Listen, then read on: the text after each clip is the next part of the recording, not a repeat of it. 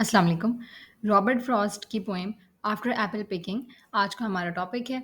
इस पोएम को हम थॉरली और लाइन टू लाइन एनालिसिस के बाद इसको डिस्कस करेंगे और आई होप कि आप लोगों को ये पोएम काफ़ी पसंद आएगी बिकॉज़ पर्सनली मुझे ये पोएम काफ़ी ज़्यादा पसंद है।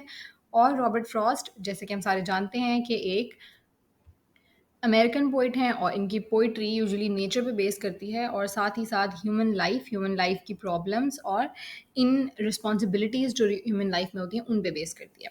सो चलें देखते हैं कि क्या कह रहे हैं रॉबर्ट फ्रॉस्ट इस पोइम के अंदर। स्टार्ट करते हैं। My long two-pointed ladder's sticking through a tree toward heaven still, and there's a barrel that I didn't fill. Beside it, and there may be two or three apples I didn't pick upon some bough, but I am done with apple picking now. सो यहाँ पे starting में वो सबसे पहले हम ये देख लें कि सेटिंग क्या है। सेटिंग जो है वो रूरल न्यू इंग्लैंड की है और मैंने ये अपनी पिछली पोइम्स की वीडियोस में भी बताया था कि जो इंग्लैंड के लोग थे वही एक न्यू एरिया में शिफ्ट हुए थे और उन्होंने उसका नाम रखा था न्यू इंग्लैंड और बाद में उसका नाम अमेरिका रख दिया गया था। तो अमेरिका की जो रूरल एरियाज़ हैं, देहाती जो इलाके हैं, वो यहाँ की सेटिंग है इस पोइम की। स्टार्टिंग में रॉबर्ट फ्रॉस्ट बात कर रहे हैं एक सीढ़ी की। वो कह रहे हैं कि एक सीढ़ी है जो कि दरख्त से टेक लगा के खड़ी हुई है और उसके 2 पॉइंट्स हैं जो कि ऊपर की तरफ इशारा करें। मतलब जो सीढ़ी के साइडों के 2 डंडे होते हैं, वो बिल्कुल ऊपर की तरफ इशारा करें, ऊपर की तरफ पॉइंट कर रहे हैं टुवर्ड हेवन स्टिल और ऐसा लग रहा है जैसे हेवन की तरफ, जन्नत की तरफ वो इशारा करें। अब यहाँ पे हम देखते हैं कि लेडर जो है उसकी बात आगे भी पोएम में कहीं न कहीं आएगी, तो लेडर यहाँ बहुत ही सिग्निफिकेंट एक चीज़ है। यहाँ पे सिंबल भी है और अल्यूज़न भी है। सिंबल सबसे पहले देख लेते हैं, लेडर सिंबल क्यों है कि वो स्ट्रगल और टेक्नीक्स को बताता है, सिंबलाइज़ करता है, जो कि हम अपने गोल्स की तरफ पहुँचने के लिए इस्तेमाल करते हैं। मतलब ऑब्वियसली अगर हमारा कोई चीज़ गोल है, तो उस गोल तक पहुँचने के लिए हमारी कोई स्ट्रैटेजीज़ होंगी, हमारी कोई टेक्नीक्स होंगी, हमारी कोई स्ट्रगल होगी, मेहनत होगी जो हमने की होगी, तो वो सारी जो चीज़ें हैं, वो यहाँ लेडर रिप्रेज़ेंट कर रही है। अभी क्यों, वो मैं आगे चल के आपको बताती हूँ। बल्कि यहीं मैं सबसे पहले लेडर पे ही आ जाती हूँ ताकि आप लोगों को बात क्लियर हो जाए। यहाँ पे जो सीन है वो ऐसे है कि दरख्त के साथ एक लेडर लगी हुई है और एक बंदा है जो कि एप्पल पिकर है, यानी कि दरख्त जो है वो एप्पल ट्रीज़ हैं इर्द-गिर्द सारे और वो बंदा सीढ़ी पे खड़ा हुआ दरख्त पे से एप्पल तोड़ के बास्केट्स में डाल रहा है। अब वो जो वहाँ सीढ़ी पे खड़ा है, तो सीढ़ी यहाँ पे क्या है, उसका गोल है एप्पल को रीच करना, एप्पल को जाके पिक करना दरख्त के ऊपर से। तो यहाँ पे जो सीढ़ी है वो उसका मीडियम है उस गोल तक पहुँचने के लिए। वो उसकी टेक्नीक है या उसी सीढ़ी पे खड़े होना उसकी स्ट्रगल है। तो यहाँ पे सीढ़ी जो है वो उसकी मदद कर रही है गोल तक पहुँचने में। तो ये सीढ़ी हम सब के लिए कुछ ना कुछ हो सकती है। हमारा जो गोल हो, उस तक पहुँचने के जो तरीके हों, वो यही लेडर यहाँ पे रिप्रेज़ेंट कर रही है। अब दूसरी बात हुई है हेवन की, कि वो हेवन की तरफ पॉइंट कर रही है। तो यहाँ पे अल्यूज़न है। अल्यूज़न मीन्स कि हमारी पोएम में कोई भी वर्ड हो, कोई फ्रेज़ हो जो कि इशारा करता हो किसी भी दूसरी लिटरेरी राइटिंग की तरफ। तो यहाँ ये एल्यूज़न है जो कि बिब्लिकल एल्यूज़न है, बाइबल की तरफ इशारा करता है। जेकब्स लैडर मैंने यहाँ पे लिखा है। जेकब जो कि प्रॉफ़िट जिनका कि ज़िक्र हुआ हुआ है बाइबल के अंदर, तो यहाँ पे उस बाइबल के अंदर यहाँ पे एक जेकब की सीढ़ी का भी ज़िक्र है जिसमें जो कि उनके ख्वाब में आई थी और जिसमें कि उन्होंने देखा था जिस ख्वाब में कि वो सीढ़ी है, उधर से एंजल्स जो हैं वो ऊपर-नीचे आते जाते हैं और गॉड जो है वो सीढ़ी के ऊपर होते हैं। मतलब सीढ़ी के टॉप पे पहुँचने के बाद गॉड है और वहाँ एंजल्स जो हैं वो मैसेजेस कन्वे करने के लिए उन सीढ़ी से ऊपर-नीचे आते जाते हैं। तो यहाँ पे ये सीढ़ी उस वो भी मुराद है, यानी कि ये ऐसी सीढ़ी है कि जो हमें गॉड तक पहुँचने का रास्ता दे सकती है। सही? सो आगे भी आप लोग जाएँगे तो आप लोगों को मज़ीद ये क्लियर होता जाएगा। फ़िलहाल हम आगे बढ़ते हैं। आगे वो कह रहा है कि एक बैरल ऐसा है जिसको कि मैं भर नहीं सका और इसके साथ ही मज़ीद 2 और 3 बैरल्स भी हैं। मतलब ये बैरल्स वो हैं बास्केट की तरह के, लाइक लॉन्ग, आप लॉन्ग कंटेनर्स कह सकते हैं कि जिनमें एप्पल्स को फ़िल किया जा रहा है। सो यहाँ पे वो भरे नहीं हैं। वो कह रहा है कि शायद 1 बैरल है या 2 हैं या 3 है जिनको कि मैं भर नहीं सका और कुछ ऐसे एप्पल्स भी हैं जो कुछ ऐसी टहनियों पे लटके हुए हैं कि जिनको मैं पकड़ नहीं सका। मतलब शायद दूर होंगे, वहाँ तक उसकी रसाई नहीं है। लेकिन वो कह रहा है कि but I am done with Apple picking now. चाहे ये चीज़ें रह गई, कुछ सेब टंगे रह गए हैं, कुछ बैरल्स खाली रह गए हैं, लेकिन मैं अब थक गया हूँ, मेरी ये बस है, मैं यहाँ पे एप्पल पिकिंग कर चुका हूँ। सो एम्प्टी बैरल जो है ये वो सिंबल है, एम्प्टी बैरल और वो एप्पल्स जो कि रह गए हैं।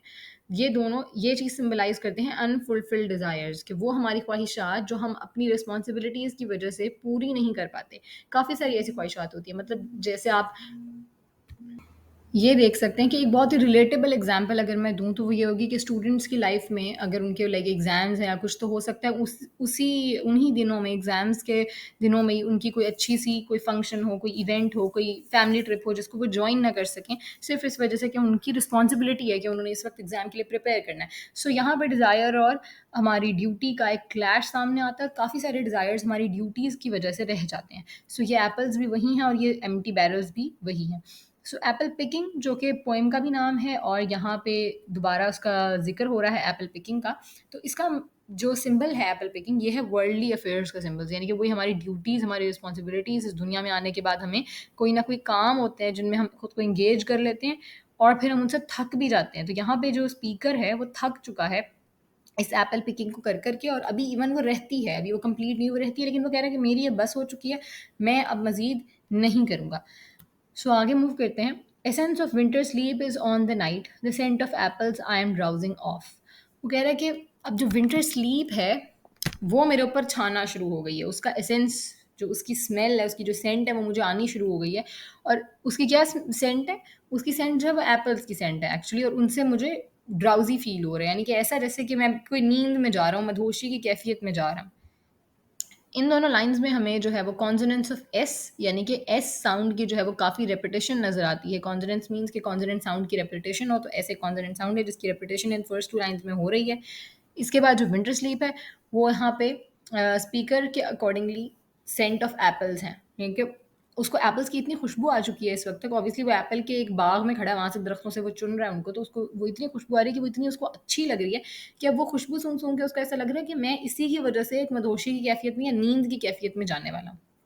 I cannot rub the strangeness from my sight I got from looking through a pane of glass I skimmed this morning from the drinking trough and held against the world of hoary grass. वो कह रहा है कि मैं उस site को अपनी आंखों से निकाल नहीं सकता या हटा नहीं सकता जो कि मुझे दिखी थी। कब दिखी थी? कि जब उसने एक पेन ऑफ ग्लास, यानी कि जो ग्लास का एक ऐसा टुकड़ा उठाया और उससे उसने देखा दुनिया को। और उसने वो टुकड़ा कहाँ से उठाया था? एक ड्रिंकिंग ट्रफ, मतलब पानी भरा हुआ एक जगह पे पड़ा था और उसके ऊपर जैसे जम सी नहीं जाती एक लेयर, जैसे सर्दियाँ हो तो टॉप लेयर पानी की जम जाए तो आप उसको उठाएं तो वो बिल्कुल बर्फ की एक बारीक सी तह आपके हाथ में आ जाती है, तो उसको पेन ऑफ ग्लास कह रहे हैं यहाँ पे। वो कह रहे हैं कि उसको मैंने उठाया और उससे मैंने इस दुनिया को देखने की कोशिश की और पूरी ग्रास दिखी मुझे। और उसने उसके साथ उसने रख के देखा तो उसको पूरी दुनिया दिखी और वो इतनी खूबसूरत उसको साइट लगी कि वो उसकी आंखों से जा नहीं रही है। तो यहाँ पे आप देखिए ये विजुअल इमेजरी भी है और साथ ही साथ यहाँ पे जो होरी वर्ड है उसका मतलब होता है कोई भी ऐसी चीज़ को रेफर करता है ये वर्ड जो कि ओल्ड हो जाए।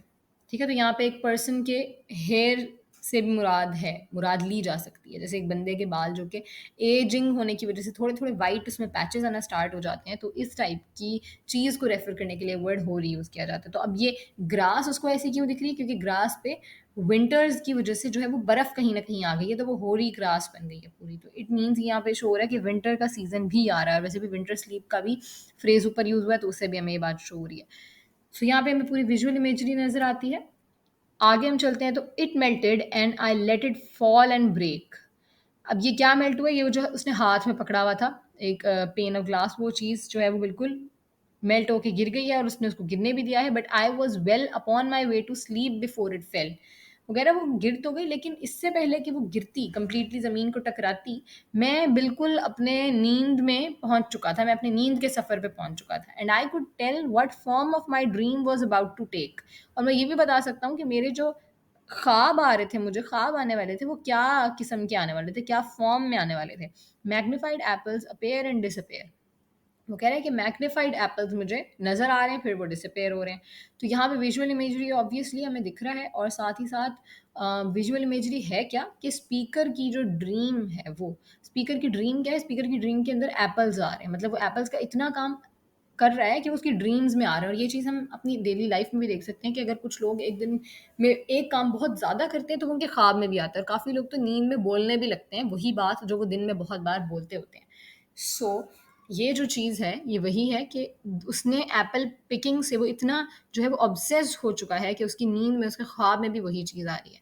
और साथ ही साथ यहाँ पे हमें एजोनेंस ऑफ ए नज़र आती है इसी लाइन में, magnified apples appear and disappear. आप देखें कितना ज़्यादा ए आ रहा है। एजोनेंस मीन्स के वावल साउंड की बहुत ज़्यादा रेपिटेशन, चाहे वो बिगिनिंग में हो या वो मिडिल में हो। यूजुअली मिडिल में होती है, बट यहाँ बिगिनिंग एंड मिडिल दोनों में हो रही है।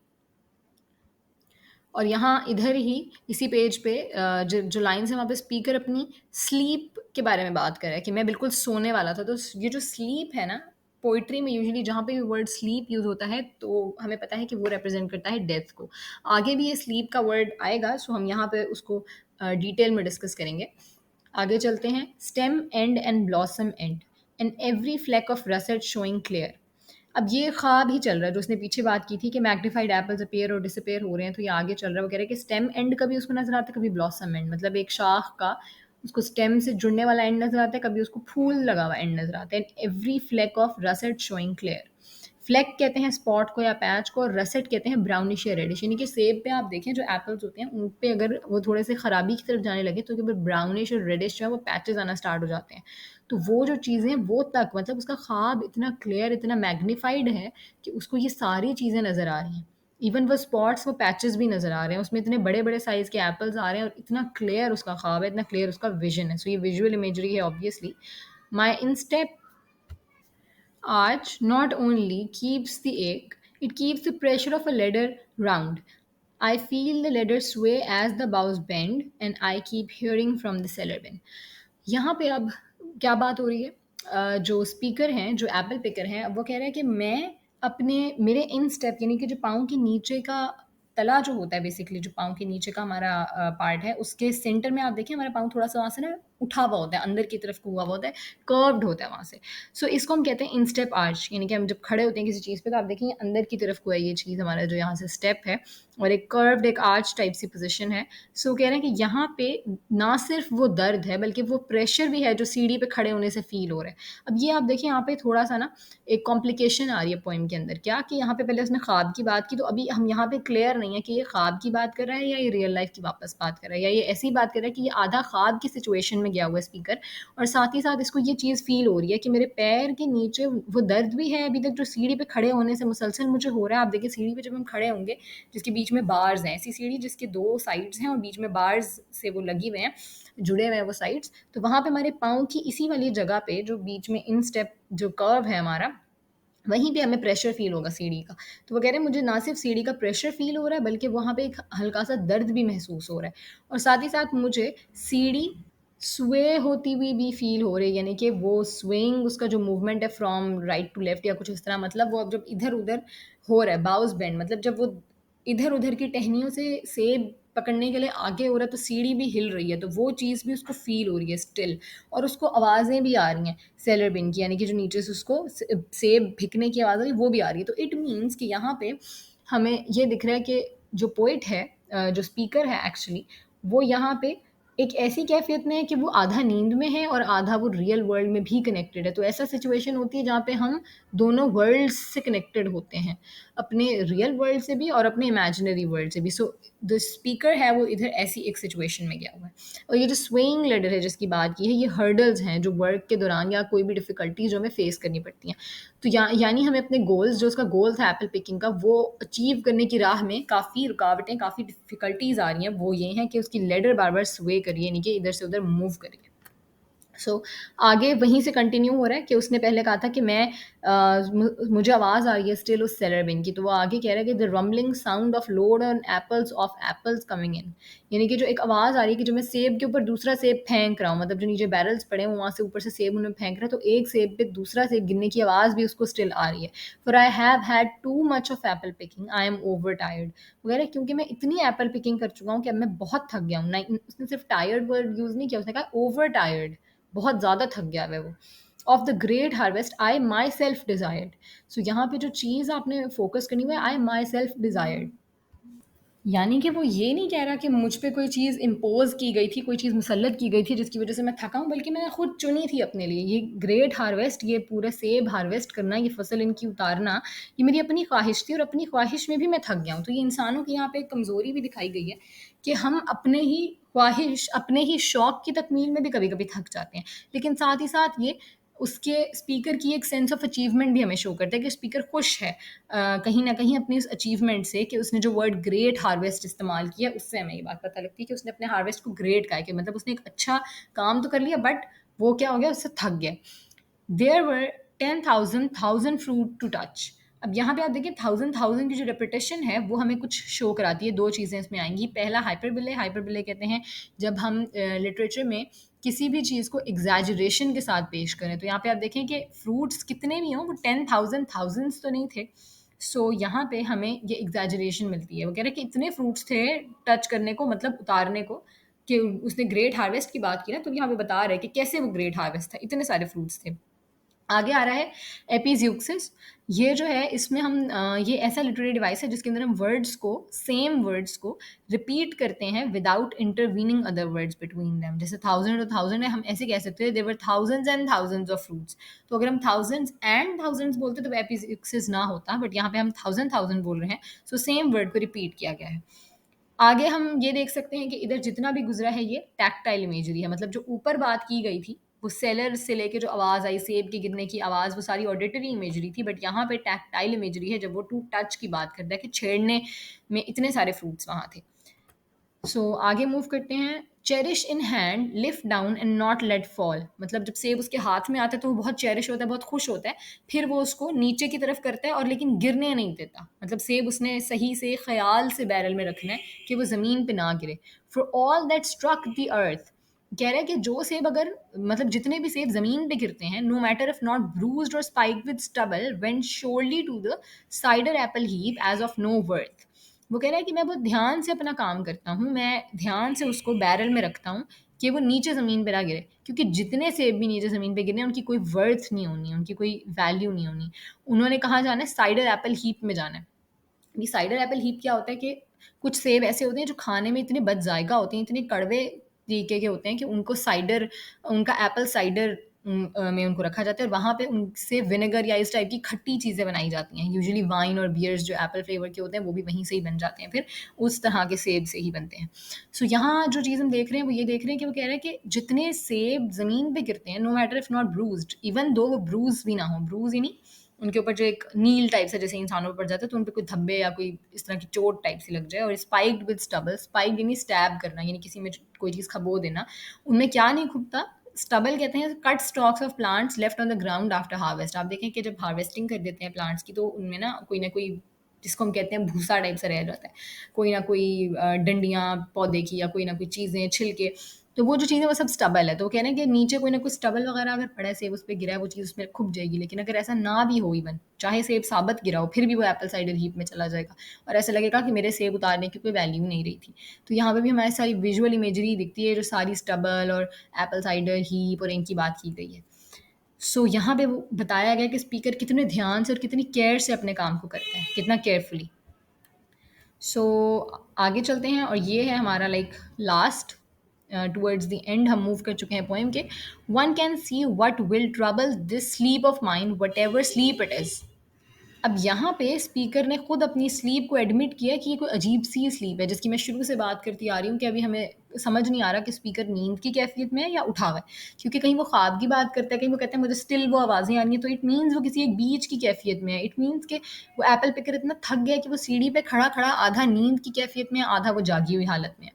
वो कह रहा है कि मुझे जो ट्रबल्स का सामना करना पड़ रहा है अपनी इस स्लीप में, ये जैसी भी स्लीप है, तो ये कोई भी देख सकता है क्लियरली।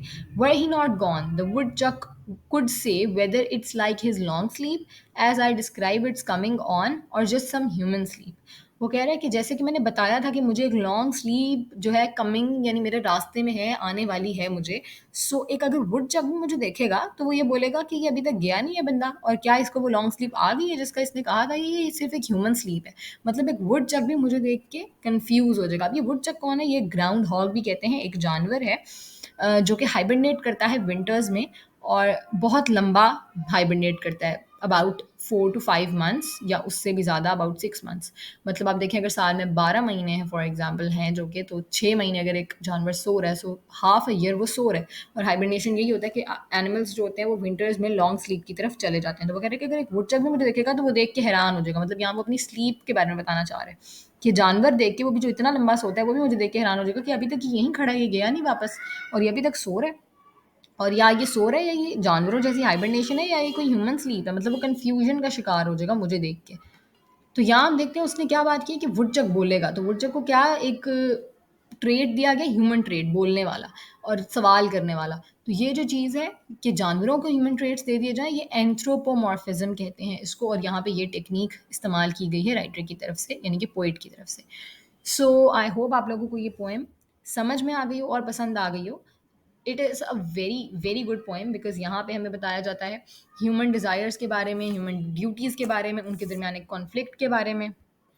फिर नेचर के बारे में बताया जाता है कि नेचर, ये जो एप्पल्स हैं ऑब्वियसली नेचर ही हैं, तो नेचर कैसे एक थके हुए इंसान को, एक थके हुए एप्पल पिकर को कितने सुकून से सीढ़ी पे खड़ा खड़ा सुला देती है। तो इट मीन्स कि नेचर का एक हीलिंग इन्फ्लुएंस है, एक हीलिंग इफेक्ट है इंसानों के ऊपर। फिर साथ ही साथ हमें डेथ पे भी सोचने पे मजबूर करती है कि कैसे डेथ जो है वो इंसानों की ताक में बैठी है और कभी भी आ सकती है। साथ ही साथ ये इंसानों की कुछ ना कुछ जो हमारी कैरेक्टरिस्टिक्स हैं उन पे फ़ोकस करती है कि हम कोई ना कोई काम करना चाहते हैं, हम उसमें खुश भी होते हैं, लेकिन चाहे वो हमारी ख्वाहिश हो, लेकिन हम थक जाते हैं। फ़टीग का एक बहुत इंपॉर्टेंट एलिमेंट यहाँ पे है। और इधर हमारी सक्सेसेस, हमारी अकम्पलिशमेंट्स, कि हम खुश होते हैं अपना काम करने के बाद, और हमारी लेकिन लाइफ अनसर्टेन है, हम कितना भी काम कर लें आखिरकार हमें डेथ की तरफ ही जाना है। सो ये थी हमारी आज की वीडियो। आई होप आप लोगों को पसंद आई हो। अगर पसंद आई है तो प्लीज़ इसको लाइक ज़रूर कीजिएगा, and please subscribe to my channel, ताकि आपके पास मज़ीद इस तरह का कंटेंट पहुंचता रहे। अंटिल द नेक्स्ट वीडियो, अल्लाह हाफिज़।